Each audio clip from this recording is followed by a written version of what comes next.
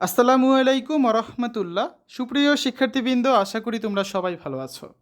এই ভিডিওটা তৈরি করছি সপ্তম শ্রেণীর শিক্ষার্থীদের জন্য। 2024 সালে সপ্তম শ্রেণীর ইতিহাস ও সামাজিক বিজ্ঞান বইয়ের নবম অধ্যায় টেকসই উন্নয়ন ও আমাদের ভূমিকা এর অষ্টম পর্বে আজকে আমরা দেখব 153 পৃষ্ঠার ছকের সমাধান। শিক্ষার্থীরা, তোমরা যারা এখনও অন্যান্য বিষয়ের ভিডিওগুলো দেখোনি তারা আমাদের চ্যানেলের প্লেলিস্ট অপশন থেকে ঘুরে আসতে পারো।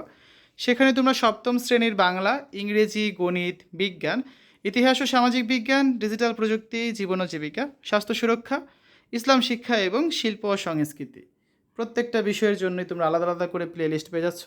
এখান থেকে তোমাদের যার যে বিষয়ের ভিডিও দরকার খুব সহজে তোমরা দেখে নিতে পারবে।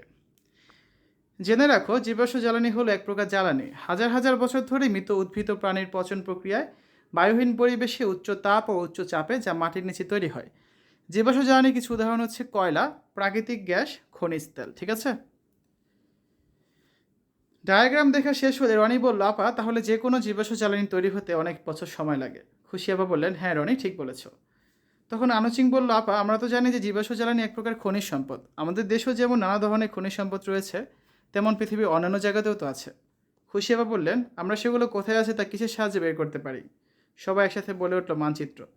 তখন আপা বললেন, চলো তাহলে পৃথিবী এবং বাংলাদেশের মানচিত্রের সাহায্যে খুঁজে বের করি পৃথিবী ও বাংলাদেশের প্রধান প্রধান খনিজ সম্পদের অবস্থান এবং তা ছকে পূরণ করে ফেলি। ঠিক আছে, 151 পৃষ্ঠায় এই ছকটা রয়েছে, মানে মানচিত্র রয়েছে। এটা এটা হচ্ছে কিসের মানচিত্র দেখো, জ্বালানি খনিজ সম্পদসমূহ পুরা পৃথিবীর ক্ষেত্রে কোথায় কোথায় প্রাকৃতিক গ্যাস আছে, কোথায় খনিজ তেল, ইউরেনিয়াম, তারপর হচ্ছে বক্সাইট, তামা, স্বর্ণ, লোহার আকরিক, রূপা, মানে খনিজ পদার্থগুলো আছে, এবং কোথায় কয়লার আছে সেগুলো হচ্ছে এখানে কিন্তু বিভিন্ন প্রতীকের মাধ্যমে উপস্থাপন করা হয়েছে। 151 পৃষ্ঠায় এই মানচিত্রের পরে 152 পৃষ্ঠায় একটা মানচিত্র আছে, এটা হচ্ছে বাংলাদেশের মানচিত্র। এখানে বাংলাদেশের খনিজ সম্পদ সম্পর্কে অবহিত করা হচ্ছে তোমাদের।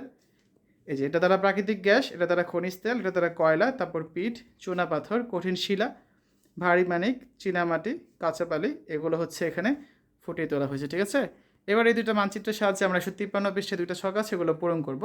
আমাদের প্রথম ছকটা হচ্ছে পৃথিবীর মানচিত্র থেকে প্রাপ্ত তথ্য পূরণের ছক।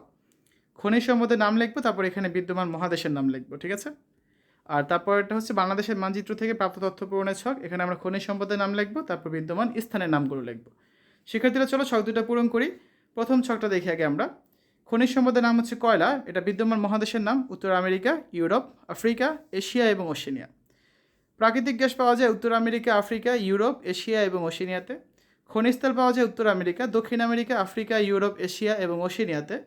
ইউরেনিয়াম পাওয়া যায় উত্তর আমেরিকা, ইউরোপ, আফ্রিকা, এশিয়া এবং ওশেনিয়াতে। এবার বাংলাদেশের মানচিত্র থেকে আমরা প্রাপ্ত তথ্য পূরণের ছক পূরণ করব। প্রাকৃতিক গ্যাস পাওয়া যায় কোথায় কোথায় দেখো, সিলেট, ছাতক, জালালাবাদ, কৈলাসটিলা, বিয়ানীবাজার, ফেঞ্চুগঞ্জ, মৌলভীবাজার, হবিগঞ্জ, বিবিয়ানা, তিতাস, কামতা, বাখরাবাদ, বেগমগঞ্জ, ফেনী এবং কুতুবদিয়া। খনিজ তেল পাওয়া যায় হরিপুরে। কয়লা পাওয়া যায় বড়পুকুরিয়াতে, খালাসপিড়ে, জামালগঞ্জে এবং টাকের ঘাটে।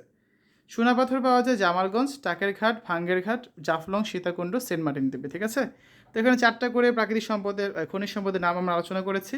তোমরা যদি খাতায় এই ছকটা কেন, তোমরা হচ্ছে 7-8টা যেগুলো মানচিত্র ছিল সবগুলো ছিল উপস্থাপন করতে পারো।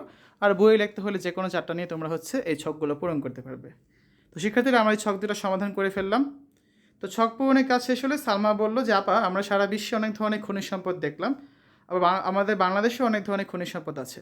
এখন যদি আমরা একটা প্রকল্প ভিত্তিক কাজের মাধ্যমে এসব সম্পদ কী অবস্থায় আছে, কোন সম্পদ কী কী কাজে লাগে, অথবা এসব সম্পদ উত্তোলনের সময় কী কী পরিবেশগত সমস্যা হতে পারে তা নিয়ে আলোচনা করলে ভালো হয়। ঠিক আছে, তো পরবর্তী ক্লাসে 154 পৃষ্ঠা এখানে হচ্ছে আমরা কিছু প্রশ্ন তৈরি করব এবং সেগুলো সমাধান নিয়ে আলোচনা করব।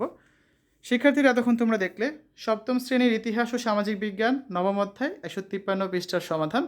আশা করি এই ভিডিওটা তোমাদের কাছে ভালো লেগেছে। পরবর্তী ভিডিওগুলো দেখার আমন্ত্রণ জানিয়ে আজ বিদায় নিচ্ছি। আল্লাহ হাফেজ।